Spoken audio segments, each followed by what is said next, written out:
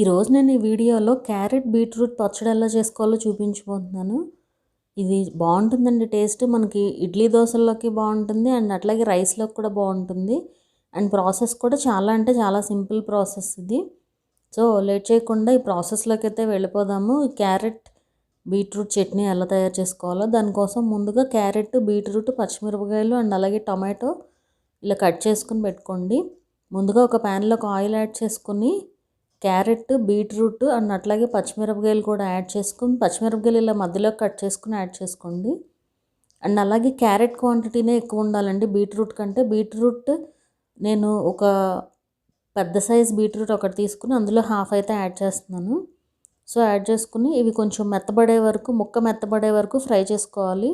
ఇవి ఒక 80% వరకు ఫ్రై అయ్యాయి అనుకున్నప్పుడు ఒక 2 టమాటోలను కూడా యాడ్ చేసుకోండి. టమాటో యాడ్ చేయటం వల్ల టేస్ట్ బాగుంటుందండి. అండ్ చట్నీ కూడా మనకి మరీ గట్టిగా లేకుండా ఉంటుందన్నమాట.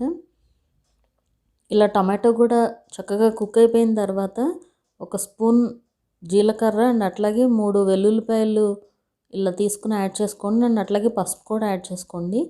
అలాగే ఇక్కడే మీరు చింతపండు కూడా యాడ్ చేసేసుకోండి. యాక్చువల్గా నేను ఇక్కడ మర్చిపోయానండి యాడ్ చేయడం. గ్రైండ్ చేసేటప్పుడు యాడ్ చేశాను అనమాట.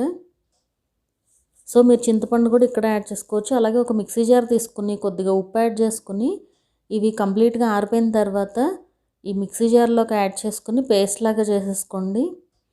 ఇది కచ్చాబచ్చాగా ఉంటేనే బాగుంటుందండి. మరీ పేస్ట్ లాగా అయిపోయే కంటే మనకి ఏ రోటి పచ్చడైనా కూడా అంతే కదా.